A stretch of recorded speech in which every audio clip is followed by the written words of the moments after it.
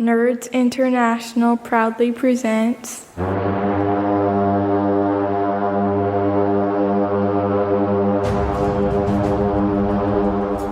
Alpine, the fourth realm of Earth, a world of fantasy adventure awaiting your imagination.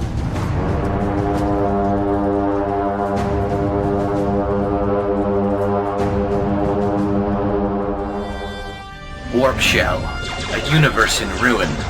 Countless heroic tales waiting to be weaved through space and time.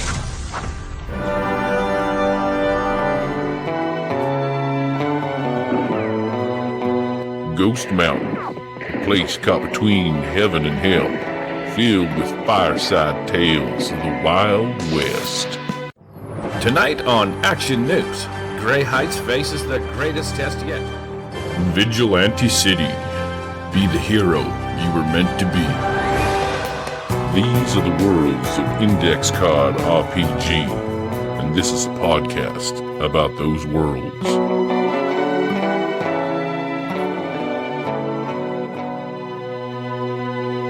Welcome to the Threats, Treats, and Timers podcast, episode 16. I'm one of your hosts, Gary, aka the Murder Hobo, and I am here, as always, with none other than Victor Y'all ready for this?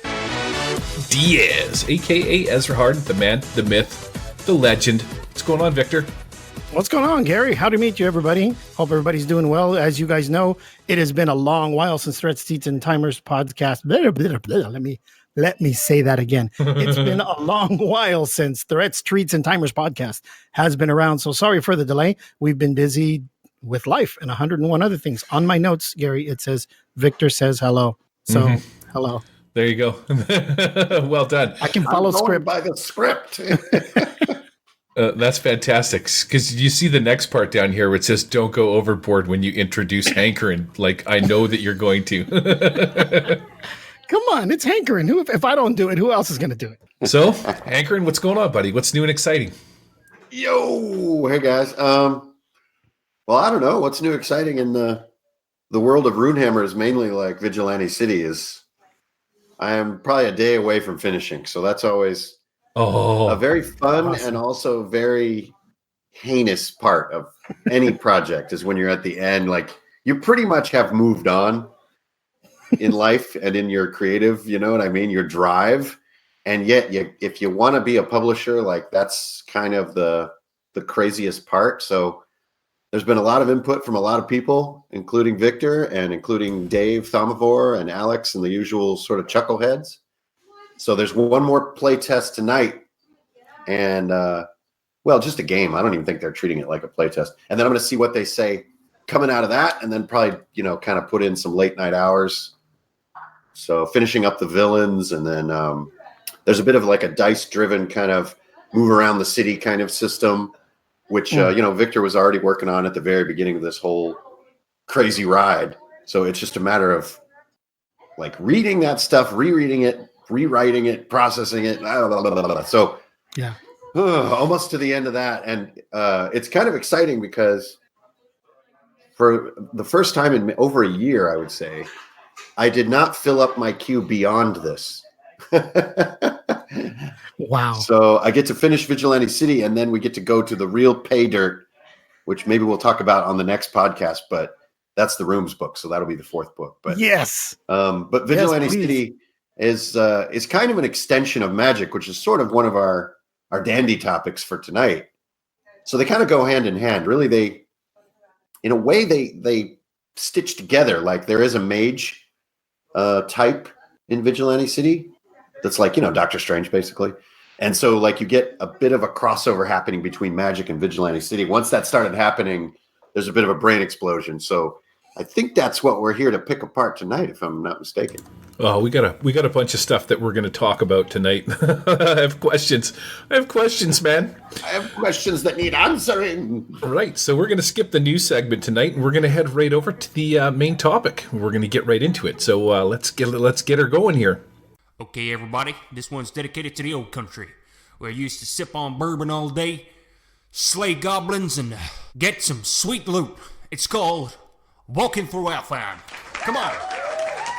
Walking through Alfheim. Getting to know a wilder kind, looking for a purpose in a tavern side. I would meet you anywhere. Cold and the gar meets the air. Tirolo Statos, never looking behind. Yeah! Woo! Alfheim, everybody! Woo! Shit! Where's the whiskey? All right, main topic. So we got a bunch of questions going on here. You have been super busy. Now, I want to ask about the YouTube channel because there hasn't been a lot of content going on there, and I do enjoy some of that stuff. But you've been so busy with I don't know how you put all this stuff out. You know who you remind me of is like Kevin CMB Beep is who I call him, the riffs guy. Like every time I turn around, something is coming out, and it's all fantastic stuff. And I want to tell you, this is me kissing your ass a little bit. I love your layout. I love the friggin' layout of the stuff you do. It is so cool to look at your stuff and see the cool little artwork. It reminds me of like Antonio Sergonio, the guy that did Gru. How you have these little just random images that are like, stuffed here and there and stuff like that. But Gru would always be like running down the margin, like chasing an aardvark or something. He's just doing something dumb, right? So what's going on with the YouTube channel? Are you going to get back to that? And when you do get back to that, you had mentioned something along the lines of putting together more of a what's the word? Like more of a cinematic, sort of a professionally polished show. What's going on with that?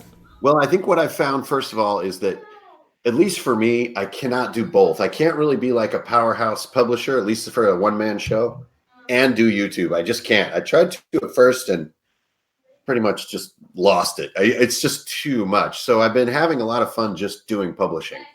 And I think just to do that with dedication, it kind of just squeezes YouTube right out of the picture. YouTube is a lot of work as well. Also, I'm kind of a believer in we were actually kind of arguing about this at the bar the other night, and the analogy I like to put forward, the metaphor, is like, imagine if suddenly there was like no Coors, and like instead of people saying screw Coors, I never want to drink that crap again, instead it's kind of like I can't wait till Coors comes back out. And that's how I'd like to see my YouTube.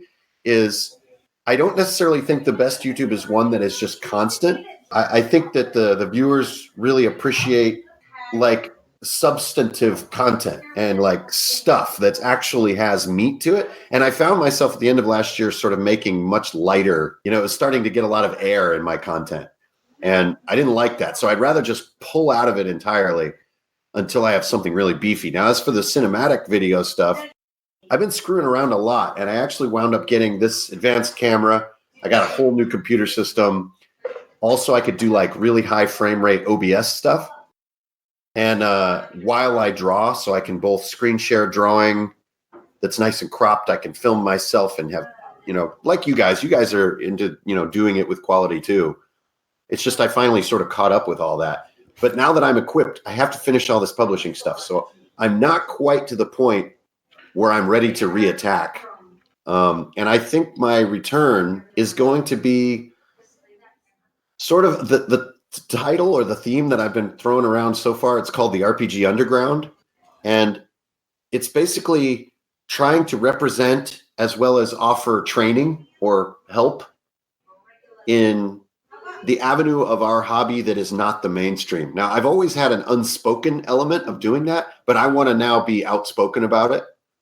I think that the mainstream of our hobby, namely Dungeons and Dragons 5th edition, is old enough now that I really feel it's time to represent the sort of underground side, which is really the DIY people, the people playing weird fringe RPGs, the people making their own RPGs. That's my most, to me, the most interesting part of everything we do is people making their own stuff. And so I want to get into that. I want to help people learn layout, help people learn font selection, continue to do drawing, sort of how to draw a little better kind of stuff.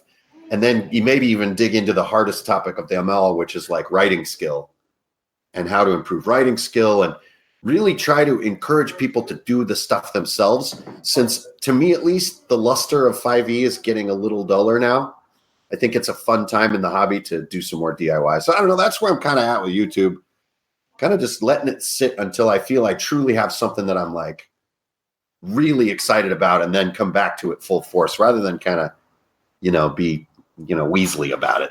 Well, I'm looking forward to your next YouTube, whenever it is, next year, 10 years from now. We'll let that simmer for a while and let everybody scream and burn the world down to have another hankering video. But are you going to, going back to what you were saying about making that RPG Underground, is that going to be tied to your Patreon at all? Or are we just going to see that out in the open more? Our YouTube will always be free for everybody all the time. There'll never be a connection between YouTube and Patreon.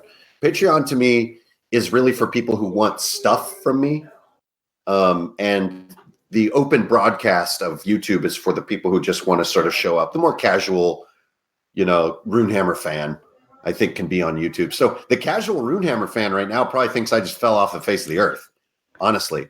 But the hardcore Runehammer fans are so fun to interact and play with that honestly, they have all my attention right now. It's like making stuff for them is like kind of a full-time job. And if I can just get a break from that full-time job, I can return to that much larger casual audience, which is, more like 40,000 people, whereas the hardcore audience is about 500 people. But I don't know if you guys have ever been to a house party with 500 people, but that's a lot of freaking people to interact with on a one-on-one basis, talk about detailed subject matter, and like actually publish and get feedback on public. It may seem like in this big world, 500 people is just a drop in the ocean, and it is. But from where I sit, it's such a fun group to play with. It's worth all the effort I can muster. So that's just kind of where I'm at right now. How do you handle all of that? I mean, that must be a chore every day to get that much.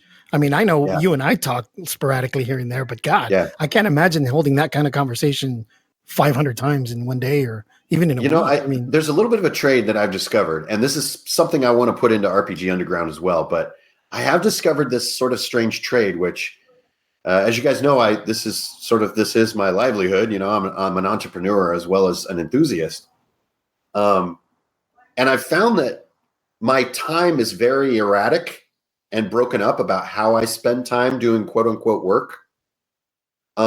But I bet I do work more than like an office job. But since I don't commute, and since the work is all broken up into small blobs, I got to say, it feels quite like a relaxed pace. Like, even though you probably see I'm on Discord all day, every day. Like, I try to be within 5 minutes of any question I get on Discord, Facebook, email. I try to all just day, right all there. night, Even if I'm out in the car or doing whatever, I try to really quickly give an answer and come home and talk about it and stuff. So it may seem a little insane, but I got to say, the commute life and like working in an office building and stuff like that, which I've done my time like so many of us, that does wind up eating a lot of time and energy just to get to a central place to work with other people and stuff like that. So I think all that energy and time I save kind of goes right into the work and into the community. So far, I've been able to keep up pretty good. We'll see. Yeah, he still has his hair, ladies and gentlemen. So I think he's doing all right so far. Discord is one of the few perks of the Patreon that I don't take full advantage of. It's one of the things that I should do. But speaking of, for those of you that don't follow or aren't part of Runehammer's Patreon page, man, there is so much good content. Like, I love even the for rooms. $1. Right? The rooms, the talks that you come out with. We just got the full Mud and Horn audiobook. That's, what is that, Hank? Is that 6-8 hours? No, I think it's just over 4. So it's not a huge sprawling epic, but yeah, for $1 right now, if you join for $1, I mean, just to join the sort of shill wagon here, you get like 40 podcasts and that entire audiobook just as the sort of first perk. So if you use an RSS feed or, you do commuting and stuff like that, to me, that's a hell of a deal. Usually the audiobook would be $15 by itself. And there's 2 more audiobooks coming and like blah, blah, blah. Yeah. I really try to like hit Patreon hard because I mean, I don't live in a world of greed and wealth. So like making a living from subscribers that pays like my mortgage and a few of my bigger bills, that's like colossal to me. That's a big freaking deal to me. It's I'm still not the kind of mind-blowing person after all who's this like, time, isn't it? yeah, I don't have my eyes on the top of this skyscraper of RPG publishing where I'm like, I've got to be, you know, the Ubermensch or nothing kind of a thing. To me, this is so exciting just to be at this stage. So I try to really pour into that, even like the $1 patrons. To me, it's just an awesome, it's like so futuristic to think that we've got this chance to do this and stuff. So to me, I'm always like kind of beating myself up if I'm offering enough value on my Patreon page. So I'm always trying to bust my butt for Patreon. Yeah. I think you'll find a lot of the creators too on Patreon, the ones that have been there for a while since the whole thing started. I think that's one of their biggest comments that they've said is exactly what you said is keeping up the pace to a point where you're satisfying your customers, but you're not living for Patreon. Yeah, Like you just want to give enough to satisfy everybody and to be satisfied with the work that you're giving and, you know, give good content, but you also want to make your Patreons happy, but you don't want to be charging them $50 a month and then $60 the next month and $80 the next month. And then 3 months go by and nobody gets anything. And I mean, we all appreciate it. I know I do. I look forward to all the stuff you did. If you haven't gone on the Patreon page, go check that out. Runehammer at patreon.com. You get everything from podcasts for RPG Mainframe, free games. I mean, you just gave away, the Alien board game. Xeno Dead Zone went. Thank you, Xeno really Dead Zone. Almost all the PDF releases I do go free to the Immortals. So yeah, if you guys aren't a part of that, I mean, throw some money that way. Join in on the fun. Most of you who listen to us already know who we are, what we do, and you know what the game's all about. But if you have some friends that are on the fringes and thinking about getting more into the game, they're going to get a lot more for their money if you go that way. So check it out. And the craziest part is. And you know, I'm only going to do this once a year because the amount of effort is completely through the roof. But you know, once a year at the beginning of the year, about January, we actually play together. Like the patrons get on Discord and we form play groups. And this year, I think we did like 12 different play groups. That was crazy. And some of them had 2 or 3 games. So like I ran all those games, and it's just me trying to cut all the BS between me and the patrons and like just directly interact and say, let's just do the hobby together. But it's so much work and so much time that can only do that about 6 weeks out of the year. This year it was about 8 weeks. What did you like about it most? I mean, I know it was a lot of work, but what was the most satisfying thing to you? You know, that's a good freaking question, man. I think the best part is being surprised at how easy it is to get along with people, because I don't know about everyone sort of listening to the podcast or you guys, but you know, I live a pretty quiet little life. You know, I have my 2 or 3 people in my life that I'm around most of the time, but I like to live quietly. There's a reason I'm so into books. I like to be a bookish sort of hermit. And so when it comes time to play with new people, I often feel like super shy and vulnerable. Like, I don't know who these dudes are going to be, like, and there's no woman in this game. So like, we're going to have a weird social, like dude club going. It's going to be all weird. And like this one guy's probably crazy because his chat online sounds all crazy. I bet this guy's a nut job or whatever. But then you get in there and people just tend to be just kind of good to go. And like, by the end of the night, you all sort of know each other's names and everybody's kind of chuckling and you kind of sad the night's over. And it's been like that every single time. So I'm either just have insane luck or 99% of the human race just is pretty kind of A-okay. So getting firsthand experience of that is really, really satisfying to think that generally people are pretty cool. Like that's just a good thing to think about the world. So to have that reinforced to me is really worth every minute of work and effort. I think it's I'm safe to say I'm okay with the way the world is right now, the way my kids are growing up in. And I mean, there's some craziness. We hear all the madness, right? But at the end of the day, we talk person to person in small groups, once or twice a week, sometimes 12 times a week like you, which you're crazy to do. But I think you're right. I think for the most part, most people are pretty okay folks that just kind of kick back in there.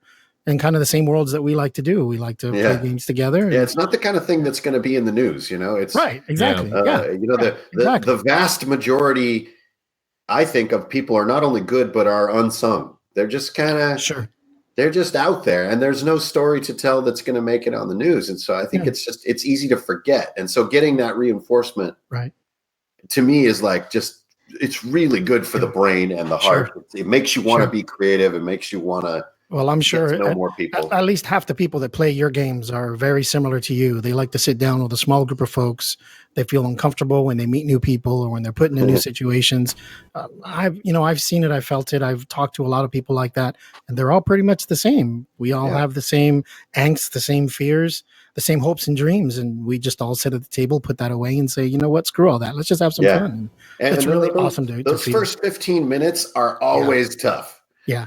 So if anybody's out there listening and is facing some of these challenges, don't think that doing it multiple times makes anything any easier. The first 15 minutes that you're basically hanging out with like 4 or 5 strangers and you're at your dork meter is like vibrating at the top of the meter. That's a pretty vulnerable moment. Like you're kind of, you're dorking out in front of people you don't know. That's intense. And it's like, it's not easy, but I've said it a million times, the dungeon master has to be the one that sets the sort of the geek bar. And if you set it high, everybody feels so comfortable because they're not as weird as you are. And then suddenly that whole sort of thing sheds away and it's just really tough sometimes. And so it has nothing to do with experience. It's just being human. Sure. But I like getting that topic out there of like, be the biggest dork in the room, sort of taking it from like how The Rock talks, like, be the biggest dork in the Dungeon Master convention. And it will set other people free to be a little bit dorky too. And it's like, that brings us together. Yeah, I totally agree. I mean, playing online, right? I mean, we move our tasks. For sure. I think playing online, we have somewhat of a barrier that kind of makes us feel safer. So I know some people are more comfortable, right? Absolutely. Talking to a screen because they don't have people in front of you. But I think for me, the most difficult thing when I first went to my very first convention, which feels like eons ago, that was so scary.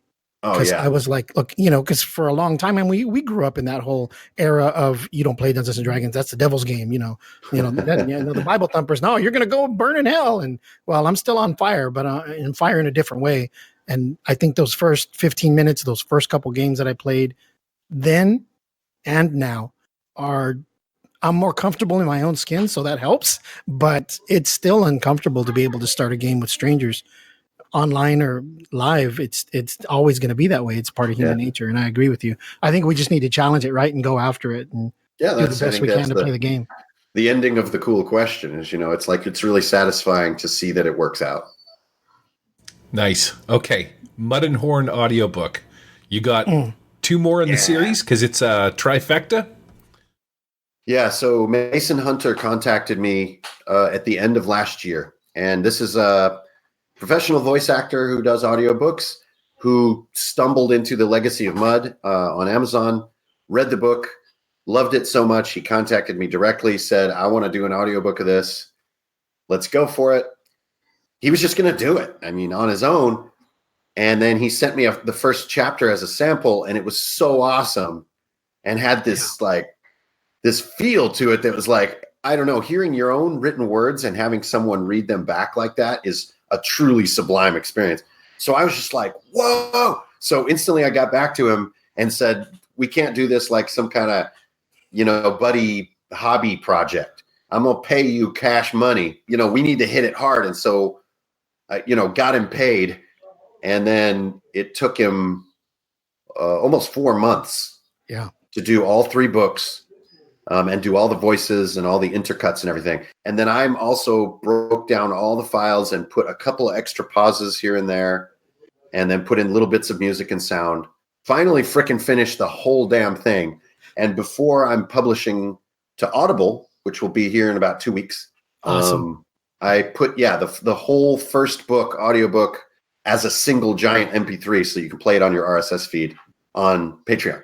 So to me, that was like a colossal Patreon post, because the amount of time that went into writing that book and making the audiobook is almost beyond calculation. I mean, I was trying to write my sort of fantasy novel for years and years, and it just kept on short stopping it and not liking it. a little bit what happened to Burning in New Haven. You know, I really wanted to make that a novel, and I just never liked where it was heading. And sometimes that happens when you're a writer. It's like I have a saying that if you want to learn karate, you got to punch the air sometimes. And so, like with being a writer, you punch the air a lot. Like, so the amount of effort just to get the novel written, it's just like years of work. And then to have it all come around as an audiobook and just be able to plop it in a $1 subscription level on Patreon, to me, that's like, I don't know if everyone fully understood the gravity of it, at least for me. For me, the gravity of doing that was just huge. And it was such a creative release to do that. So really proud of it. If you want to just jump on, you can just pay the $1, download all the stuff and bail. Yeah. And that's totally okay. You know, that's gaming Patreon. Times that. Yeah. It's worth 10 times that. I mean, it's $10, $15 file, easily just the first book. Yeah. You guys, we've been talking about Patreon. We've been talking about Hankering and Runehammer. But if you, in all honesty, I mean, from one gamer to another, if you haven't gone onto his page to see some of the stuff that he's posting, ask someone on the forums.runehammer. Go to the Discord and, you know, just go check us out and see what you can. Because well worth it. I mean, there's publishers that have entire publishing companies, you know, Wizards of the Coast. And in my opinion, you're doing work that well exceeds what they should be doing. They should pay more attention to how you do what you do. No, I absolutely really is. I mean, agree. It's a testament. I mean, yeah, Mud and Horn, the audiobook, when I was listening to it, I could hear your voice. And I don't mean your voice like your physical voice. I could hear your writing in your writing. And for me to hear that, I was thinking like he must be just literally like just crapping one right there, because that must be the most surrealist, weirdest feeling in the word. Especially, you know, I mean, those of you who have read it, and I know you guys are familiar with it, you know, there is like some heavy emotional shit in there. Yeah. And that's what I like the most about it, to be honest with you. That and hear my own, to think that I wrote those words, and then there's like, you're getting all teary and like it's intense. That is such a strange and weird experience. So I'm just really proud, and I really want just people to hear it more than I want to make revenue, which is always my problem as a creative person. I just want to have fun and get my stuff out a lot more than I want to make a living. So luckily I've made a pretty decent living, and it's hard for me to push my ambition much further as far as revenue. I don't get excited about revenue. It doesn't tickle my fancy as much as just knowing people are enjoying the stuff. This month alone, you've put out podcasts, like two or three different podcasts. I can't believe I missed this one with Vigilante City, which I'd also like to talk about. The DM Screen, 2 podcasts that you were talking about different stuff. The Mud and Horn audiobook. What else? And then there's a couple other things, but there's so much stuff like Blackbird. There's these little modules that you sort of come out with that are these like sort of side encounters, and the ideas that you come up with are just phenomenal. Like Blackbird, this bird or this plane comes out of nowhere, this gigantic plane, and you're like, okay, so now there's dwarves with catapults catapulting your ass onto the wing of this gigantic plane, and you got to figure out how to do something with it. And I'm like, oh, it doesn't get any cooler than that. Oh, the mecha at the end that you're fighting on the wing of the plane. Spoilers. Like, hey, that's the whole point of it for me. That's what pushed me over the edge. Going, man, do I get this for free? Is there more? I was looking for like the 15th page of that adventure. I mean, that was just awesome to get. But you're right, Gary. For less than $20, you get all of that, and that's just this month. Super worth it. Super worth it, man. Take it from a guy that spends a lot of money on RPG stuff. This is probably by far the best bang for your buck. Easily. I would like to talk a little bit about Alfheim. I would actually like you to tell me about Alfheim. Where did you come up with the idea for this place? The different areas in it. Keep it brief, because this could be like an entire episode. Yeah. Well, I mean, the original idea, comes from Norse mythology. It's one of the 9 realms, and it's very underdescribed in Norse mythology, and it's basically just called the realm of the elves. But if you really sort of look into the Norse sense of what the elves were, that's when I kind of had the original, I guess you could call it an idea, but also just trying to basically fill in what I saw as a little bit of a blank spot in Norse mythology. So I saw that they had this little world of Alfheim. They don't really tell you about it. And then the Dark World came out, the Marvel film. And to me, that was the first time I had seen what I consider like a Norse treatment of the concept of an elf. Not a Tolkien-esque elf, and so anybody who hasn't seen The Dark World, elves are these kind of nasty sort of spacefaring killers. Like they're Evil. They're evil. Yeah, they're frightening evil in a way. Yeah. And so that was the first epiphany or idea that struck me. And before ICRPG, any of this stuff, Alfheim only lived in the first book in Mud and Horn, and so I sort of created Alfheim from the inside out. I created it from the perspective of those 4 characters and really didn't even think of it as a world. It was just, I don't know, it was just where my people were. And as they move around in the story, and then they move around in time as well and stuff, and it started feeling like it was kind of there. I know this doesn't sound very intentional, very planned, but this is kind of what happened. And it started feeling like it was there, and I could feel it kind of, I don't know, coming out of the void, sort of forming itself. And so once that momentum took, I kind of felt like I was just documenting what it needed to be. And so I took everything that was in the novels and sort of formed that into a more cohesive map that answered the events of the novels. And then there was a bunch of blank space where the novels never went. And so I was just kind of, rolling with it. And obviously super inspired by Planescape and Greyhawk, Forgotten Realms. And yeah, for those of you new GMs that are listening, you've just gotten a master thesis class on how to GM from the inside out. I mean, that's really what it's all about, right? Yeah, you sort of start with 2 characters or 3 characters in a very small amount of space and let them discover a tiny little trench of your world. Mm-hmm. And then maybe when you're starting to feel comfortable, you can peek over the edge of that trench. Sure. And then, whoa, there's a whatever out there. And I think maybe that's why, Gary, you're feeling this kind of wackiness in the map, is that most of that map was sort of designed from the inside out based on games with the Roll for Effort crew. And I like the wackiness. My home group and everything. Yeah, it gives us so much more opportunity as GMs to be able to make it up as we go or place our own group in a part of the world that hasn't really been discovered yet or talked about. And then, let them peek over the edge and see what they see and then just run with it, right? I mean, for me, that's the whole point of GMing a game, is to be able to get that group of people together that have never gotten together before. They get one inkling of a drop of writing, one sentence, and next thing you know, you have 16 months of campaign play that no one else will experience. I mean, that's the whole magic of role-playing, but that's absolutely phenomenal to hear you say that you didn't have a plan for that.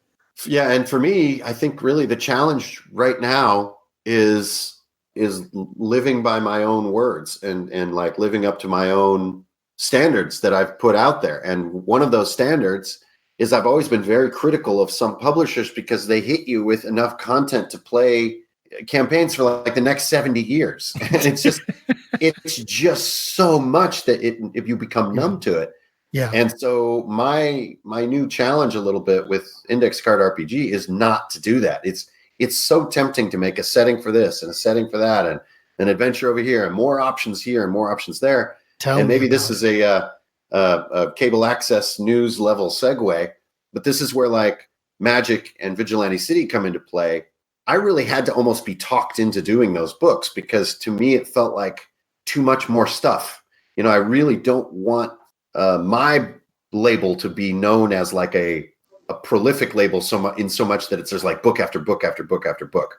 I really want to try to get very, very dense, useful, small books and then have the discipline to not keep adding. And right now that's a real challenge. So after the Rooms book, which would be the 4th book, I'm really just going to have the discipline, not only to stop, but then we're going to go back on all 4 books and bring them all together. And that's this sort of this legend about Platinum Edition or 3rd edition that, everybody talks about.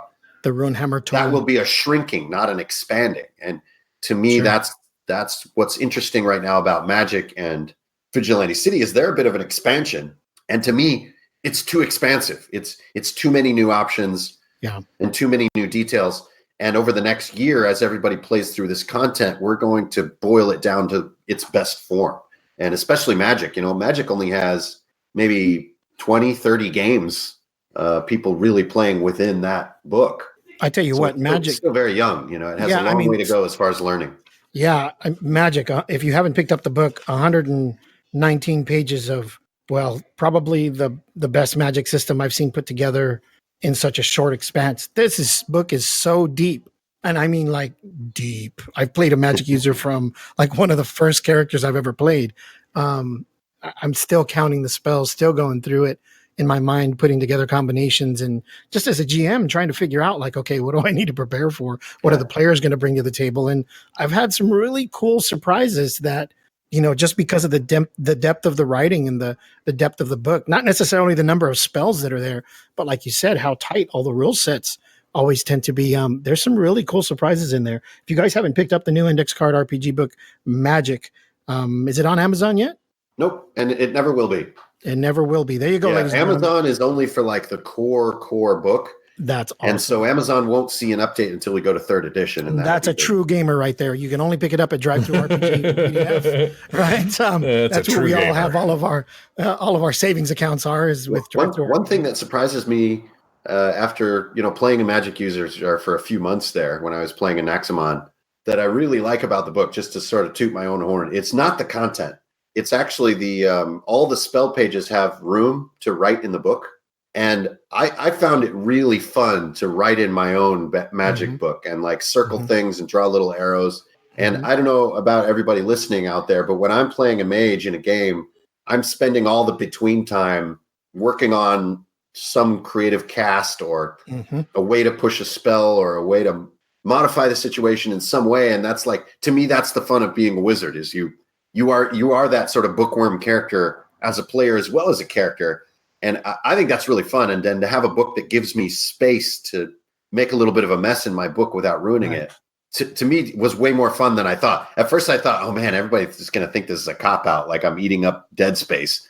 But it was really fun to write notes in your spell book, you know, and like maybe modify spells or make up new ones and write them in there, like on that page. And they kind of become part of this messy, fun book. And I don't think anybody thought like that part. Hanker. I don't think anybody thought that at all. I think they were totally all these blank lines. I'm glad for the lines. It wasn't until I was about 35 or so before I realized I need to write in my books more often, because they're good notes for me. And I like to draw in them and scribble in them. And I like to, you know, underline stuff and do what I need to do. And it wasn't until I started bullet journals for game masters that I started to realize I wasn't the only one who did that. I wasn't the only weirdo, right? Writing in his books. And then I realized more people did it more often, and there was patterns to it. So that catapulted that whole project for me. But yeah, nobody was thinking that he left this blank space there because, you know, it's a cop out. He's just trying to make more page count on his books or whatever. I think they all said he left the page count there so we could write our own stuff in the books, because that's what mine does. That's what mine has. Looking forward to so much more. What was your what do you like the most about Magic? I mean, there's 101 things in here, guys. If you guys haven't picked up Magic yet, go check out Drive-Thru RPG. But really 119 pages. There's, you know, Gary was talking about entities. There's different types of spells. For me, if I had to pick one before you answer that hot question right there, I think it would have to be, oh God, where is it? I'm looking through here for when you create a mage and you can choose the very, very, very beginning. Mage creation, and you can choose Born This Way. That was an epiphany. I had never thought about making a mage like that. I'd never thought about the wild, the demonic, the whole, you know, specialization or differentiation in magic as a whole, not as a class, because it's not necessarily a class. It's almost a bioform. You know, it's almost like a way of thinking, but it's just not a choice. It's like, what kind of dude are you imagining? And like, for me, that's my favorite. Options. Yeah, that was like keywords in Blood and Snow. That was just an epiphany on how to do magic use. I absolutely love that part. And from then on, it was the rest. But what did you like the most about it? What was your favorite, funnest part of that whole book? I mean, probably the hardest part, and I think the most straight to table useful part is the entities, which are basically just monsters. But, you know, they're called entities because they're very like, most of them are non-physical and stuff. They're all really bizarre. Just as a DM, I love collecting monsters that have wildly different mechanics that I can pull out of my hat. And so really proud of those in there. I think there's like 23 of them. Between Blood and Snow, Magic, and Vigilante City, those 3 books have all given me a far better sort of character creation, writing kind of process or layout process, which to me, I'm trying to get it to feel like a very linear process. Meaning you go to that first page you make that first choice, then you go to the next page, then you make that next choice. And it's presented in a way that you can linearly create your character rather than kind of the old flip back and forth method. Right. You can flip from the beginning of the book, and as you go pages, you're building your character, powers, spells, that kind of stuff. Yeah, you pick like where you came from. Yeah. Where you're going. Yeah. Awesome. If you've listened to the podcast on the Patreon, there's this little cube in every single episode of RPG Mainframe that he talks about that words that messes with people, that changes the world, that time warps. It's just nuts. Well, Franklin turned it into an entity on page 90 of the rulebook, and man, it has only one heart, but oh my God, I can't wait to throw that at somebody, because that's just going to change their world. It's going to change their perspective of what a monster should be like. It's a weird wall being broken when an imaginary object from a podcast becomes a manifesting entity in a RPG. I don't know what kind of weird fourth wall shenanigan that is, but that's what happened on crack, ladies and gentlemen. That's what that is. It came out of the weird imagination of Hankering. Well, that's absolutely sick, man. I just absolutely loving the book. I can't wait to see more. More. We are all chomping at the bit to see whatever kind of magic sticks that you can throw out. So speaking of more, Vigilante City. Come on, give us an update. Give us where you're at. I mean, you told us you're a day away, but that just makes us all hurt more. Almost done. So, it started with Eric Bloat and his sort of world. And then, like in my podcast I was describing, the Kickstarter led to me being involved, and you were working on it, like trying to process all this writing. Eric's books are a lot bigger than my books. So you were in that hot seat a little bit.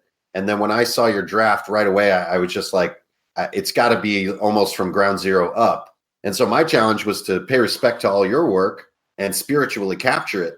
But also I couldn't deny that my gut feeling, which is just like, I needed to just in some ways swoop in there and do it. I couldn't just sort of let it happen just because of, I don't know, I'm weird. I never planned on being involved really. And so once I got into it though, I'm looking at it. You really helped me because you had already condensed a lot. So I had a little less reading to do and kind of get it all in my head. And then I was like, this feels like DC to me.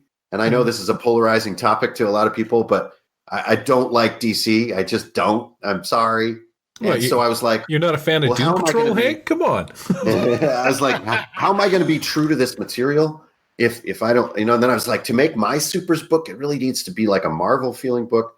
And then that's when I kind of me and Eric had a long talk of just saying like, look, I think this is what I got to do. I think I'm going to place it like 10 years after yours. Some kind of crazy wave of energy has escalated your world into a more Marvel feeling world. So if people want a DC world, they kind of go back in time, and they want the Marvel world, they go forward in time, where this mutation crisis has created a lot of crazier, more high powered superheroes. And then once I didn't have that guilt anymore and sort of let go of it, the book just almost wrote itself. And then it was just a matter of holding on to the control stick while this thing's flying out of control. And then, so now we come to the finished PDF, which it'll be PDF only. I think it's about 55 pages or so, 60 pages. It's got 10 hero types. It's got a modular power system for inventing your own powers. It's got a stun system, which is like a resource you can use to fuel your powers, as well as another meter you can take damage on, because as we all knew, like some superheroes, you just never actually hurt them. Yeah. You just slow them down or knock them down. Yeah. So the model I went with was the model from the old Avengers arcade game, which in Avengers arcade, you took very little HP damage, but you took a lot of stun damage throughout the game. So I kind of took that idea and and then there's also the villains. And so I wanted to make the villains mechanically kind of crazy and interesting. And then, there's the modular city, and that's it. So it's a tight little book, but I feel it brings superpowers in. And I think maybe most importantly, it gives everybody a comparison of, here's a fantasy character, here's a sci-fi character, here's a magic user character, and then over here, here's a super. And I think that kind of defines our power spectrum. Sure. In index card RPG. I really don't think I could ever go further than the supers, because things get too crazy. Yeah. Like some of the sort of the level 2 powers, like you're like throwing buildings and shit. Yeah. So you can't really go beyond that. And so I think it's given us a nice little yard to play in. And as the year unfolds and people are playing this as well as Magic, I think we're going to get a sense of what 3rd edition will be.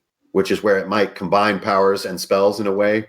You know, we might get just a continuous character creation system that encapsulates all this stuff rather than being all these little diaspora. And that's kind of what's ahead. So while all that happens, get the rooms book done and then just sort of disappear. Like really the second half of this year, I would like to kind of just disappear. I got some crazy hobbies that I kind of want to try out that don't have anything to do with anything.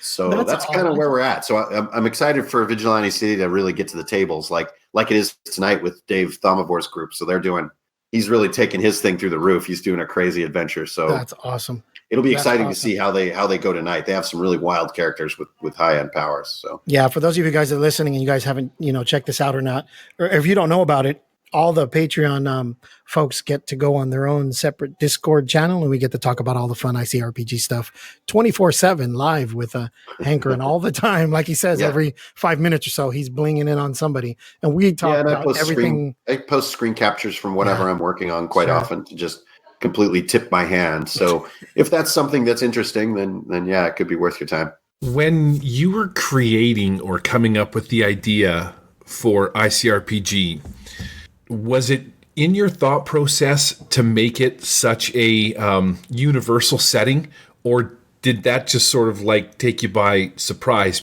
I don't think I had like a bullet point that was telling me to make sure to do that. But at the same time, like every game that I've done since I was 14 has been that way. I can't really say why. It's probably because of attention surplus. You know, it's like so many of us, I really dig fantasy and I really dig science fiction and I freaking love Marvel. And those three things, I mean, that's most of what I do as an artist. And then if you throw in like mecha as well, and those are the genres that I hang out in. Those are the weird internet forums that I lurk on. Like those are things I think about. And so I think for me, it's almost inevitable. You know, I think when I was first doing the first set of index cards, before this was even a core system or any of that stuff, I'm sitting there drawing. I remember this moment, actually. I was drawing like in the first volume of index cards, there's a little bucket, like a bucket well, you know, like a little medieval well, you know, where you have a rope on a bucket and you wind the little thing and the bucket goes down. So as I'm sitting there drawing this wooden bucket on a little rope, I got my Sharpie, you know, and I'm like, I was thinking to myself, ooh, I should put like mecha in here and then get that out of your mind. I had like 70 more cards to do, but I distinctly remember that moment and then being like, I need to design some dope mecha, like some battlesuit stuff. And I need to get some battle suits in here. And I'm just looking at myself from the outside, just shaking my head, just like, you're out of your freaking mind. You're drawing a wooden bucket. Like finish the wooden bucket, then you get to draw the mecha. And so I don't think I intentionally wanted to make a quote unquote universal system, but I think down in my DNA, I wanted something that felt like I didn't need to look at the book to really master the core rule set. And I knew D&D was I always have felt like a bit of a slow learner when it comes to D&D. I've seen people who really have that rule set mastered, and I'm not one of them. And I wanted to feel what they must feel. And so I think what I did is I came up with a core that I could remember and feel competent with. And that's what I did way back in the 80s. One of the first games I ever did was called Living Weapon, and it was like basically Shadowrun. And I made a Shadowrun core that could fit on one page so that you could remember all the mechanics, and I could run the game from one page. So I just think that's a little bit in my sort of designer DNA is like, what if I get interested in spaceships like halfway through my fantasy campaign? I'm going to need that. I'm going to need that. So I think that's just sort of, I just bumbled into it like all my stuff. That's sweet. It's fantastic, man. You know, I was telling Victor before, by the time I hit page 72 of core, like the first version or version 1.35 was when I got into it. By the time I hit page 72 of the book, I literally thought to myself, and I remember, like you're saying with the bucket in the well, I stopped.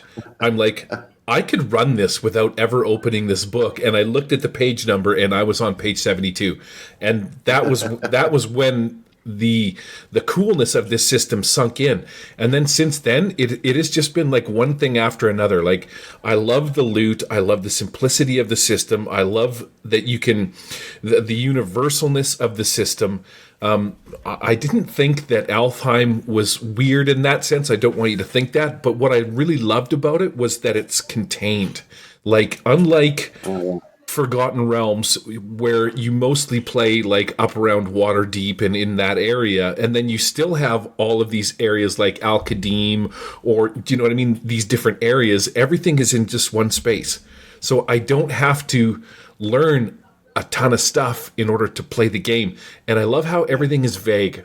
Like you were talking before, like Victor had said, one sentence for me in the first book, the core book, where you were talking about the Lich Deceiver inside of the what's the name of the place that's up in the top there, the little island. Anyways, that spun this entire like 3-week, probably 9-hour game that I played just from one sentence, and that is to me the most amazing part. Up in Krask, up the right, it's remote just island, Oh, it's fantastic. If you look at the little mile marker on Alfheim, my fantasy world is like about the size of Colorado.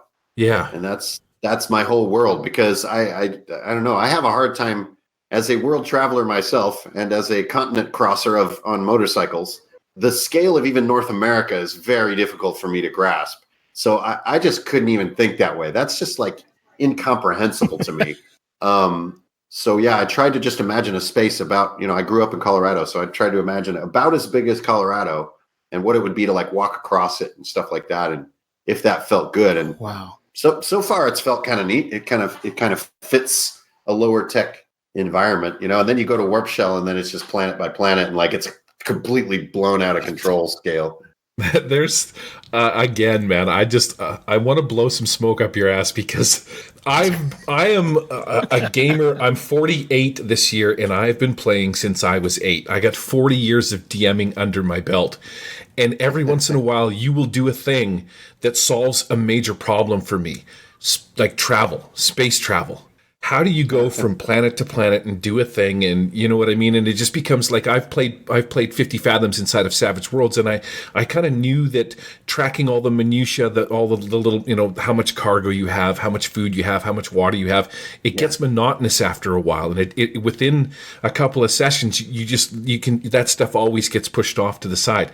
And then I read Warp Shell, and it's like, why didn't I ever think of this? You basically go into stasis, and the stupid Warp Shell brings you out wherever there's trouble, kicks your ass out, and says, hey, go deal with this problem. And I'm like, that's freaking genius. I don't have to deal with food. I don't have to deal with travel. I don't have to deal with the time it takes to get from point A to point B. Yep. Like, you just literally solve 10 problems with one simple idea. And you can just wake up and you're there. I'm like, that goes a long way back when we were in playing the 2nd edition Spelljammer in about 94. In the dorms, we had a dorm group that was like 7 players, and we're spell jamming, and we had a galleon that we had built, and we're flying around Planescape and doing stuff. And we actually like got raided by like Mind Flayer spacefarers, and these Illithid spacefarers were attacking our ship and fucking with us, and we defeated them. And then we take a look at their ship, and like, this is 2nd edition. This is back in the day. So like, we had not really gone that far forward in the Spelljammer book yet. And then we like got an Illithid ship and like sort of turned to that section in the Spelljammer book, and we're like, oh shit, like this thing is badass. Like, this is way better than our stupid boat. So we like scuttled our boat, and this was kind of the origin of that Warp Shell idea, is that we kind of ran with it, and our Illithid ship was itself like had an Illithid mind, and it was like sort of a hard to understand mind.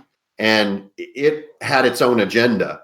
And at first, players are kind of like, I want to steer the damn ship. This is lame. What the hell? But like, the agenda that this ship had was, extremely old, and it was like kind of cosmic. And back then, Star Trek Next Generation had just started. So that was like a really exciting new way to look at sort of the whole fun of, starship travel and stuff. And we're playing Spelljammer. And to me, that's really where Warp Shell formed, was that silly Illithid Spelljammer ship that we had. And then, fast forward all these years, 20 years, 25 years, and it became Warp Shell. That's fantastic. I can't believe I missed it because Spelljammer was one of the things that I was so heavily involved in fantasy that I never really wanted to step out of my cage and, move into that. I probably still have Spelljammer packed up somewhere.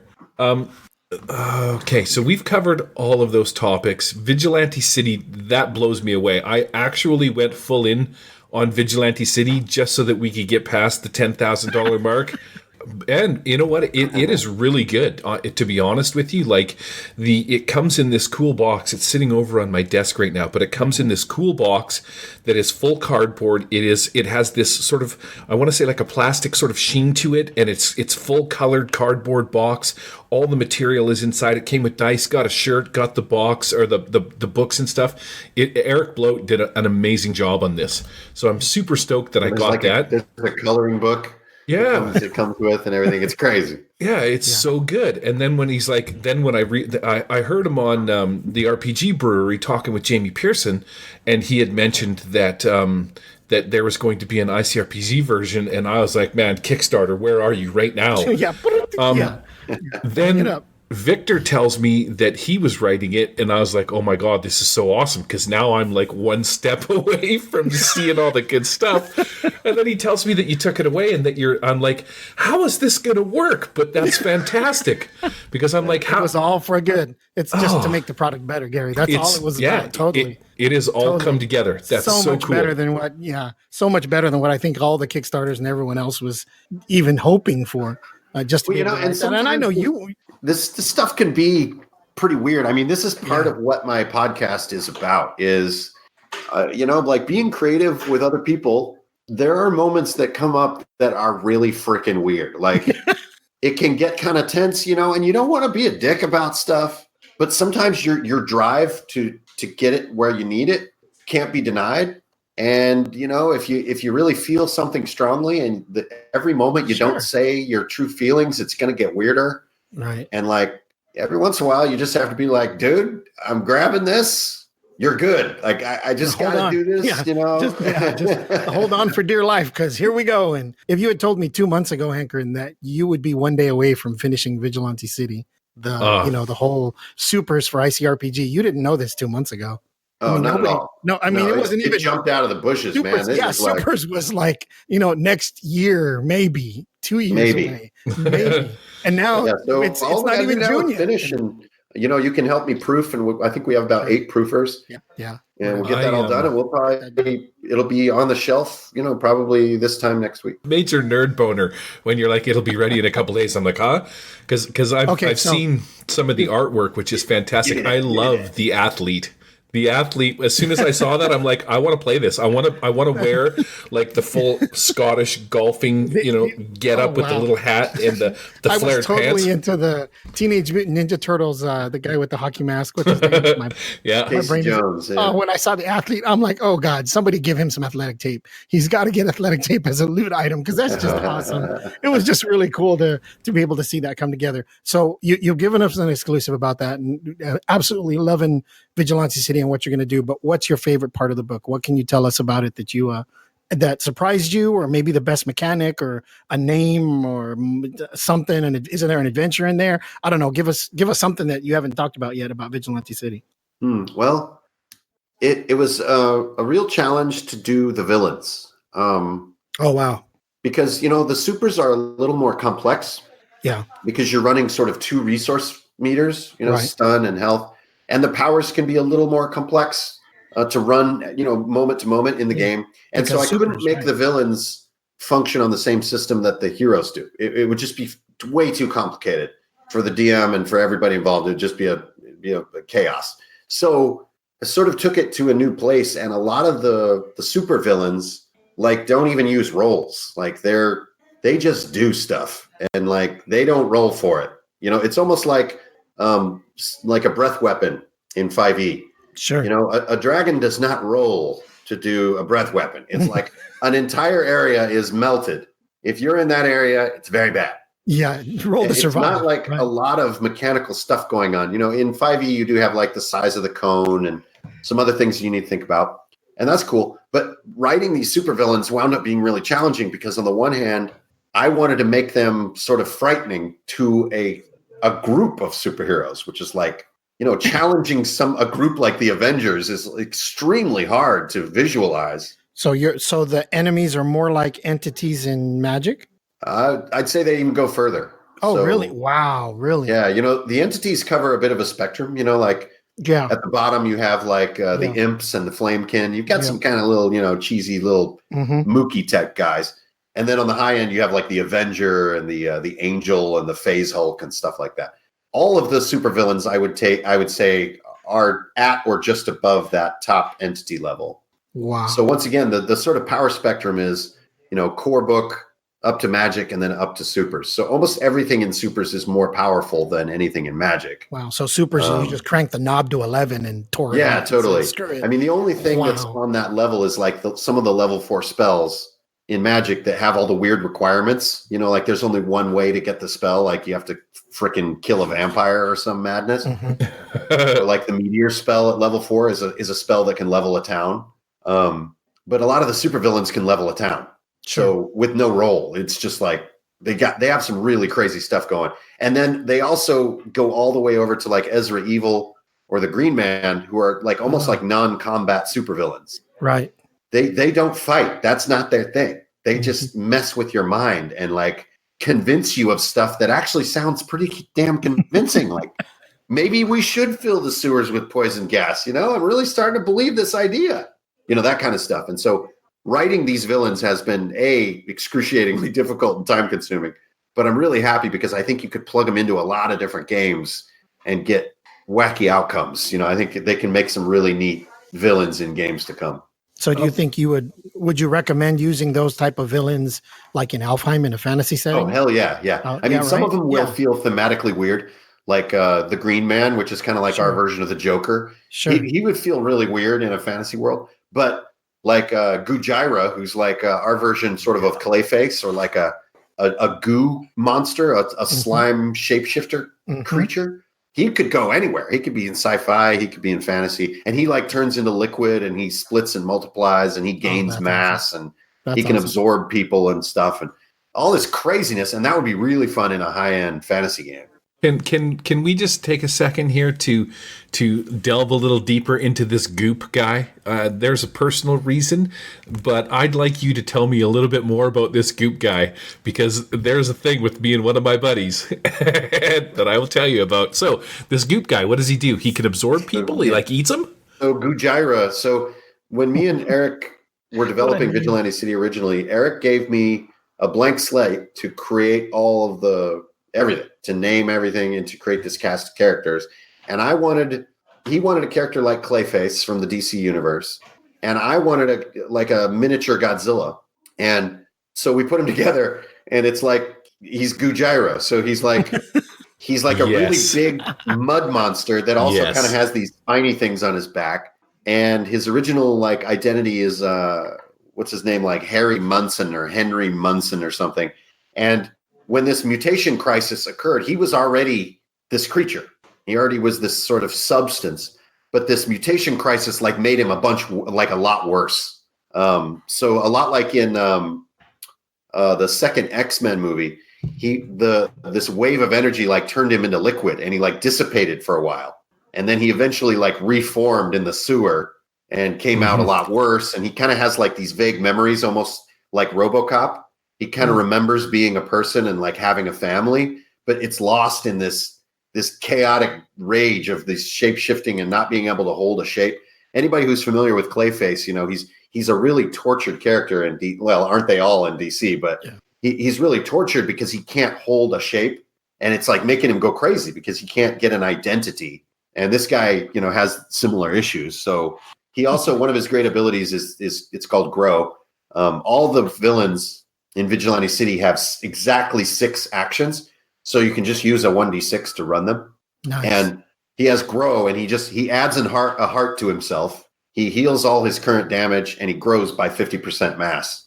So he has 2 actions per turn. So in theory, he could grow 100% mass and gain 2 hearts like every round. Oh. So he can really be a pill. Like he can really be difficult to deal with. And this is kind of the fun of these villains is some of them really cannot be defeated. So your only choice is somehow to contain or remove or deceive them, which to me was always the guts of some of the best superhero stories. You know, like when Grey Hulk first appeared and Grey Hulk was all freaking out and was enraged, there's like no way to stop him. So they realized we're going to have to like sort of trick him. Mm-hmm. And that's how we're going to contain him. And I really like that because you got superheroes just bouncing off Hulk, you know, and I always thought that was fun. And like only Spidey can really fuck with Hulk, you know, because he gets under his skin, you know. So wanted to do that with all my supervillains, you know, that they should be very out of the box for you to even sort of go toe to toe with them. This is going to sound so weird, but I just want to come over to your house and have you sit on your couch and I'll nuzzle my head into your lap and you can pat my head and tell me that it's going to be okay. Because this whole gloopy, I'll tell you my story now and why it's so relevant. We were playing the last Parsec Iron Gate, which is this new setting. You're on this prison planet. And I created this doctor that was a carnivore, or not a carnivore. What do you call it when you eat your own kind? Anyways, cannibal. And so I got snuffed out in the first game that we played with a shotgun blast to the head at point blank. So my second character was this character that was based off of Yaphet from Orville, which he's just a pile of goo. Yeah. And I have been having this ongoing dispute with my buddy Eric Lamoureux, where he is like, that is the shittiest character ever. What a piece of junk. You ruined the game for me when you created this guy. And then all of a sudden I'm like, what are you talking about? It was a serious character. He was Yaphet. You know, Orville is comedy kind of, but they still tackle some serious issues. Yeah. And then also you have Odo from Deep Space Nine. He was also a gelatinous from the Mighty Herculoids as well. Right? Like, there is goo characters, and this was all he was, but Eric hates him so much, and we've been having this go back and forth, and then you show up and you're like, yeah, I have this cool goo villain, and I'm like, yes! I feel justified. Another one. Screw you, Eric! Oh, you just made my day better. Cool. You're not my dad. That is absolutely awesome. It's too Those funny. of you that have been listening, that is Gary ranting on about his goo character. This is Threads, Treats, and Timers podcast with yours truly, Victor Ezerhard and Diaz, along with Gary, the aka Murder Hobo, and our special guest, your one and only Hanker in front of Runehammers, right here to talk about Book 3 Magic. We've been going over Vigilante City, the history of Alfheim, Mud and Horn, and 101 other things, but getting back to it, is there anything else we need to know about magic? Any more secrets in there? Yeah, let's hit magic hard, because we've really just it's a rarity that we get to have you come on the show, even though we have so much access to you. And as I read the books and I do the things, I have these questions that pop up, like, you know, like the whole thing with the universal system and stuff like that. So going through magic, the book and stuff like that, this is a fantastic book, by the way. I loved it. I loved things about it. I like that you have like you just start with page 1 and you go to, or 7 and you go to 8. You could be a wild wizard. Roll your D8 and away you go, man. Pyro monk. You're done, right? Super cool. You're a flaming monk. Then you've got a little bit of starter loot, which is really cool. And then you go on to the standard stuff with some cool magic items and stuff like that. But you'll see that the first question on my list was something that I noticed while I was reading this book, is that magic is super geared towards wizards and spellcasters more so than it is priests, although you could trap some of these items a little differently and blend it over that way, but it seems really wizard mage heavy. It absolutely is. Yeah, it absolutely is. I mean, that is where I was coming from. If you guys remember a video I did, I don't know, 3 years ago, it would be a waste of your brain to remember it, but there was a thing I did about the classes that I like and the ones that I don't from D&D. And I'm a real old school, I don't even know if it's old school, screw that term. I just like what I like, and I'm kind of bullish about it. And I've never really seen a value in lots of different caster types, like sorcerers and priests and paladins and all this stuff. I really like to think in terms of like fighter, thief, wizard, you know, and things are versions of those in my mind. There's a lot more to everything, but to me, a priest is a wizard who just happens to be like into healing and is like a good guy and stuff. And so this is just something I'm a bit bullish about. Like a druid to me is really just a wizard who's into nature-y stuff.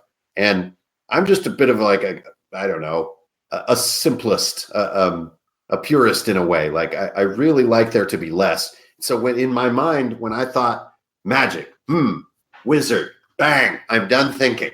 Like I did not want to think beyond. I didn't want to think into gods and stuff. Like there's nothing about gods in this book.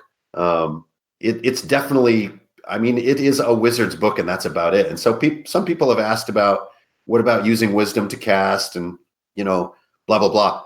In my mind, it's not worth a book. I don't think I need a book for using wisdom as your cast stat and focusing on, say, healing magic and buff magic and being a little bit driven by the gods in a thematic way. To me, that flavor is captured in this book without calling it a priest. There's a lot of buff magic and healing magic and stuff like that. I've just never been into the whole pantheon concept and, sort of bludgeoning my readers with 12 different gods and all the details about their religions and how that may affect their role playing. I think there's a lot of stuff out there like that for people if they want to look into it. I mean, that's one area where D&D has always really shined, I think, is thinking about those sort of priest backstory kind of stuff. But yeah, this is just a bullish taste of mine. It's just really no other way to explain it. When I think about magic, I think wizards, bang. It's that freaking simple. There's a little bit of nuance in, sorcery, and some spells are learned in other ways and some are read out of books and scrolls and so forth. But it's just sort of how I treat my fantasy world is magic users are wizards generally. A priest is a bit of an anomaly. If you are a do-it-yourself kind of a GM and whatnot, you could literally, you could go through this book and you could find a way just to sort of tweak the trapping of what you're trying to get across. Like, let's say Pyro Monk, for example. You could easily kind of switch that into more of a priesty. Well, they would use chi or whatever you want to call it, right? You could, so I can see that being done. Also, too, blood magic. You could easily sort of shift blood magic into a way that your god or whatever is all about the blood, but it could be healing and whatnot. So as I looked through it, I'm like, okay, I could switch this, I could switch that. My favorite character's always been the buffing class. I liked being the guy that doesn't take the lead, because in life I'm pretty boisterous and outgoing, but I like to sit back and help other people do cool shit all the time, and I'm mostly GM anyway. So I was a little disappointed that there wasn't more priest stuff in it, but I can see that through the writings I can shift it up and whatnot. But that said, on to the second one that I wrote in here. What was your thought process behind using hit points for spell power, and why not use a mana pool? Well, I've found that it feels like you're never worried about the little blue bar being empty. And that to me, it bums me out in a way. It just, as a designer, it feels anemic or watery. And it's like, burning through my mana again, no big deal. Okay, pulling out my sword. For me, it just didn't feel potent. And so like everything in the books, there are a couple notes there toward the beginning that say, hey, take what you want and throw away the rest. If cooking hit points doesn't feel right for you, then just screw it. Use more of a daily spell burn type mechanic like in D&D where you just memorize and use. But that said, JD from our Roll for Effort group, his character Hinar, who is this old tree cyborg thing, he developed this caster style mainly by creating his own spell set as we leveled up and as we were playing, that was all about like a donation of hit points. And that was his sort of core mechanic that he played with a lot, is that we would heal him, and then he would use his own hit points to sort of heal us or buff us in different ways. And we had so much fun with that, and watching him really go for it. So he would push himself down to 1 HP, and then somebody needs to get a heal on him really quick. And the way that made the team work together more, to me, was just pure magic. It was just great. And I wanted to just, make that canon, so to speak. I wanted to plant a flag and saying, this is a fun way to play a mage. I think that for a lot of people that are used to, 4E casting, this is going to feel a little out there, I think. But after playing it, especially after playing Anaximon and then playing the Tesseract Dagger arc that we did, seeing people bouncing their HP meter, by bouncing, I mean draining it to cast and then getting healed and draining it again. To me, that was so much more fun than watching a monometer bounce. And it all goes together. You couldn't necessarily just plug that right into another game because it plays into how dying works. Right. In ICRPG, there's a lot of speed to the dying mechanic. And if you had a slower game than burning HP, or if you're like playing something like Torchbearer where you almost never get hit points back, that could be overly punitive and not fun. But this is part of why we did that really big playtest, is to see if people would have fun. And a lot of people came into those games saying this is a bad idea. That was a very common reaction. And then by the end, they're loving it. They're really excited about it. So is it a little out there? Absolutely. I think if you want to look at like standard systems that are around, but I stand by it. I think it's a good decision. It might be a little bit polarizing for people, but I think it's really fun. And, if it doesn't fit your game, screw it. Just come up with a second bar called MP and apply all the same rules. And instead of 0 MP or 0 HP equal like dropping, 0 MP simply means you're done casting, and then give them a way to recover. I mean, it's the design stays as far as, how you multiply power times level and all that good stuff. I think it panned out. I'm proud of it. I like how it works. I think it is shocking, but I think that's part of sort of moving things forward a little bit. Is sometimes really it feels a little like, using hit points, you're actually sort of creating a little side game where the wizard's like, how much am I willing to risk in order to get a thing done? For me, it all began with the lightning bolt from the core book. So that spell, you can put hit points into the spell. And that's in core. That's not even in the magic book. And that was the main spell that Anaximon used. So I was also really getting used to, okay, well, shit, I have 12 HP right now. I'll put 11 of them into my lightning bolt spell and then run behind that rock. That was a lifestyle I was getting into. That's just how I was living like every week at the table. So I started really digging it, and it just would put the group on edge and put the group in a watching each other mindset. Like keep an eye on those casters. They won't even know when they'll be down at 2 HP, the dummies, like we got to keep them, capped off and all that kind of stuff. So that's fantastic. What if? Yeah, it just kind of played out from table to publication. Yeah, I like that. Way. There's a cost, like there's a thing to be paid in order to do it.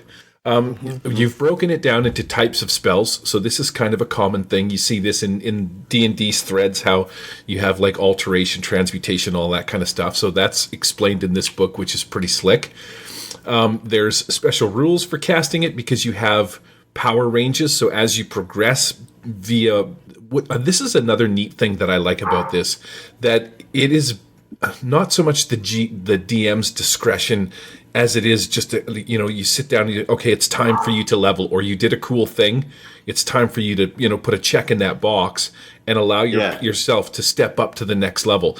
I like that there's not an XP level that you got to hit. You know what I mean? It's the feeling that you have with you and your player and what happens in the game that determines whether or not he's ready. That is very slick. And then that allows that same thing carries into Vigilante City as well. So like you can master your powers in Vigilante City as well. So you can master spells or types of magic, and you can master powers. So mastery, I think, actually will probably become a part of the core system at large, because it's such a fun way to reward a player based on intuition. And then, mastery just leads to efficiency, basically. There are your mega powers, Gary, and my work here is done. Congratulations. You get it, Gary. You get it. Like seriously, like that's for me the whole. I mean, secretly in the back of my mind, what I've been looking for the last 15 years has been a system that allows me to take Rifts the direction it needs to go. Yeah. Savage Worlds does a damn good job of it. And it all is on the shoulders of the writers and the producers of that game system and the way it's managed and the talent level and the artists and everyone involved in that production. They do it really, really well.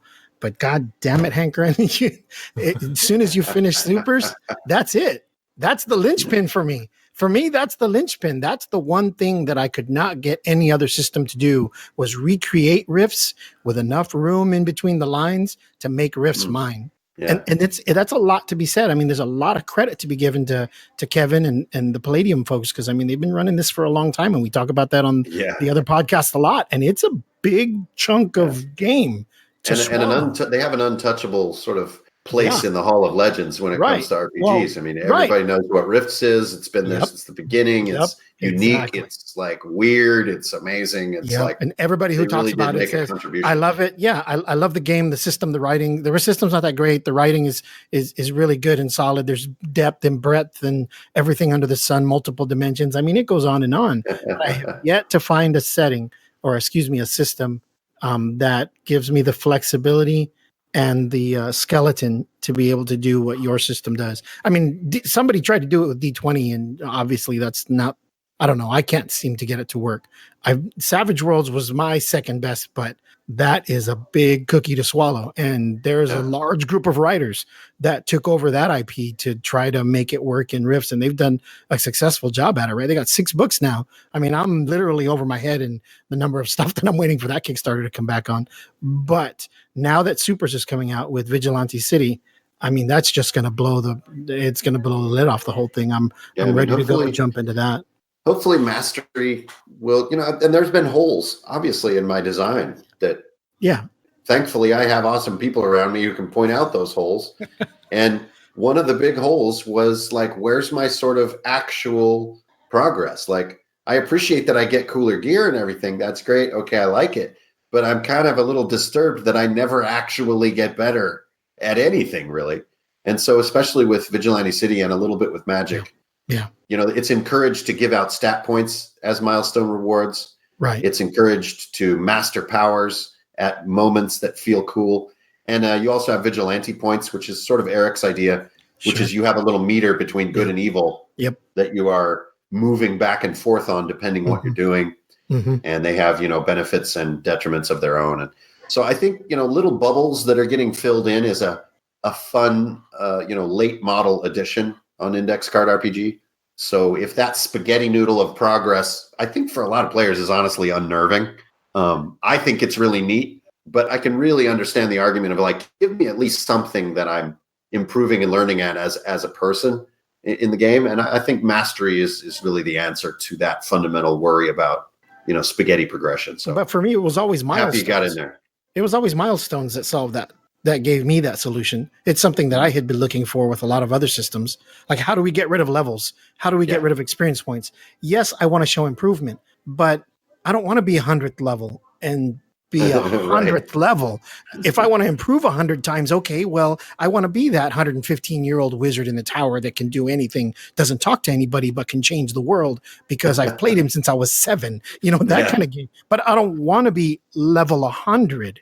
I mean, that just brings on a whole nother just confluence of problems. Yeah, I mean, Anaximon was systemically probably the furthest I've ever taken an index card character. And what did you think?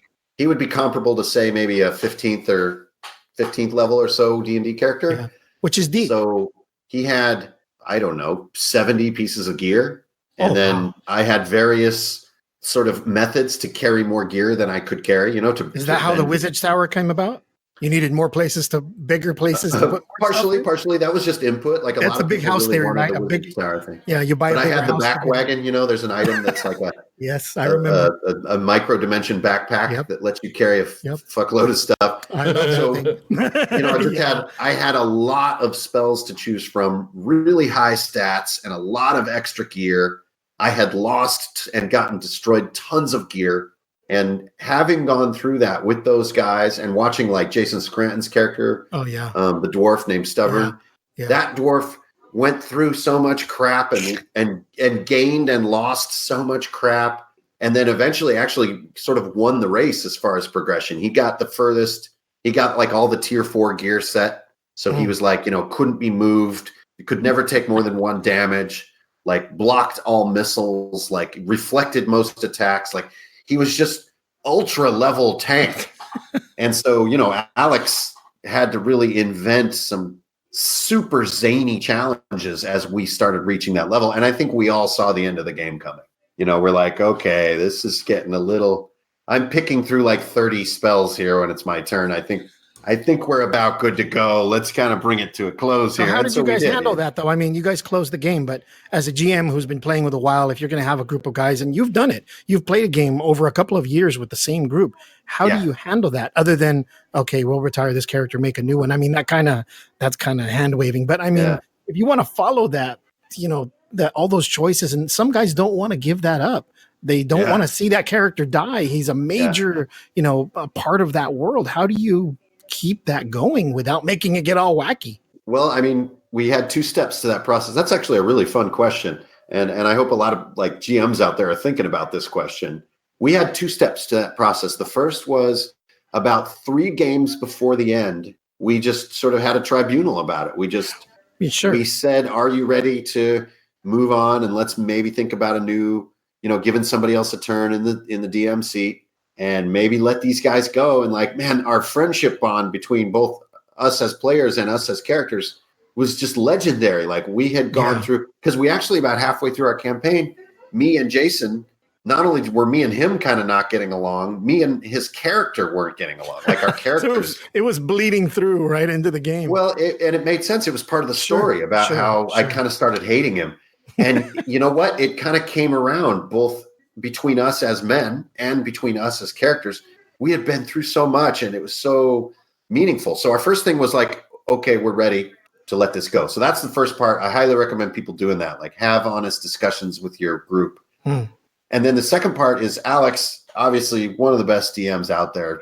Dude's really good at the simple art of DMing. Like doesn't make it about the mechanical brilliance. It's about the art of letting things happen. And he brought us to a point where the end of the game basically involved, there was some time distortion that was happening and we didn't do it as a group. So on each person's turn, they would be tumbling through their own time reversion by themselves. And we were tumbling into time reversions back to like the biggest decision moments of our lives. And we were getting like a second chance. And it was almost like we were going back to moments throughout the campaign to maybe we would have done something differently. And so not only did we get to resolve the entire campaign, we also got to, in a way, do this like sort of revision. It's almost like you're sort of at the end of your life and you get to look back and you say, I wish just that one time I would have just taken the left path instead of the right. And we got to go do that. And then back in the present, the ramifications of those choices played out. Wow. And the most epic of them was, again, Jason's character's dwarf.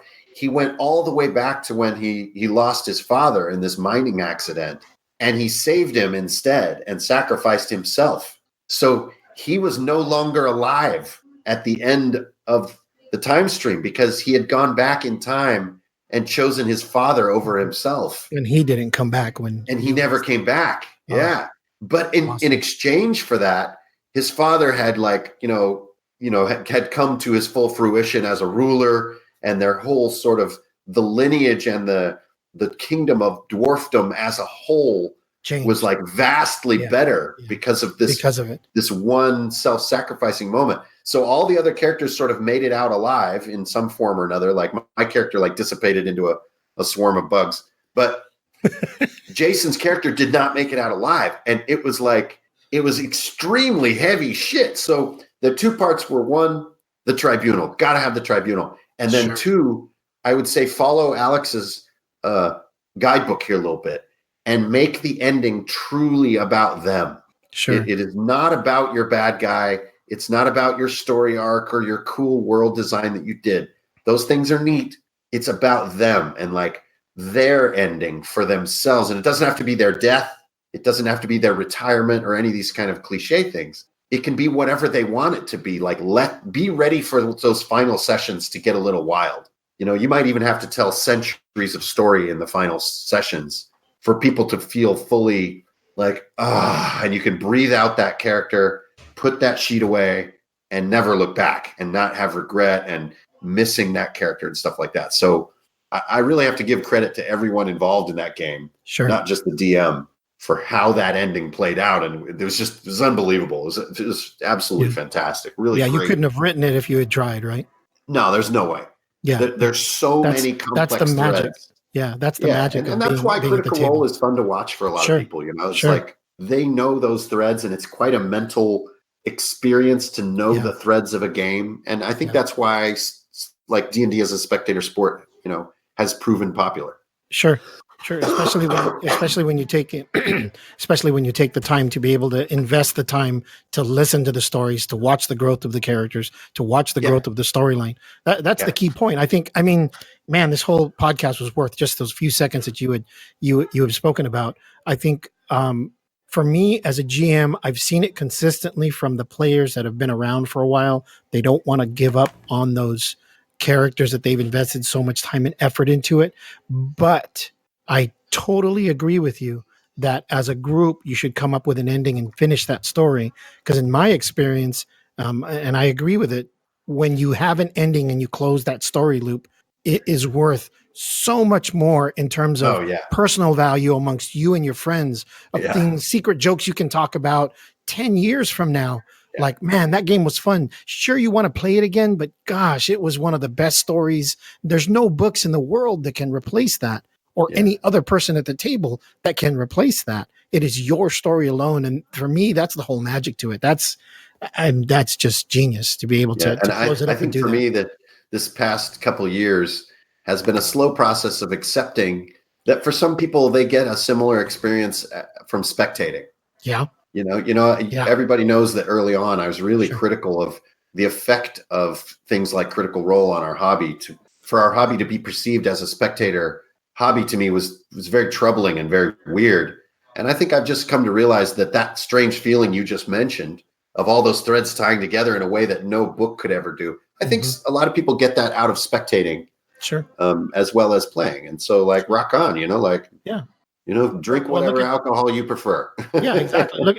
Really. Look at the Marvel movies, right? I mean, everybody's been threading all these stories together for the last few years, and now we just finished seeing the end of the Avengers, and that whole storyline come together. And for some people, that's enough for them. That does it for them to see all those confluence of stories come together amongst multiple characters, and then finally close it up. They're like, oh my God, it's no Game of Thrones ending, but it's for them. It was really, really good to see those stories. And the same thing happens when we're watching this stuff go on YouTube. So totally agree, man. That was, for me, that is worth their weight in gold in just those last few sentences right there. Okay. We're an hour and 40 minutes into this, and another two-parter, Gary. There you go. No, this is just going to go out as one. But we only made it to like question 8. I have so much more that I wanted to get onto. That's better than the last time we talked for an hour and a half and made it to question 1. Well, we're not getting paid by the question, right? Exactly. Yeah, really. I guess what we'll do then is we'll just put a pin in it here, and we'll just bait the customers and let them wait till next time. Yeah. Okay. Sweet. Thanks a lot for having me, guys. Thanks for coming out, man. It really is a pleasure to have you here. Like, there is just, like I said, sometimes when there's things that hit my brain and I'm like, I need to know this. And then they fizzle off. But when you're in front of me, it's like, oh, I can ask the guy. I can find out. Like, question 8, for example. The last time we talked, you were taking hearts out of doing effort and stuff like that. But I see it's back in Magic. And I was like, why did he do that? Yeah. Next time on ICRPG, or Threats, Treats, and Timers. Learning is not back, so don't be scared. Learning is not back. Learning was terrible. Fantastic. All right, Victor, take us out with some show notes, my man.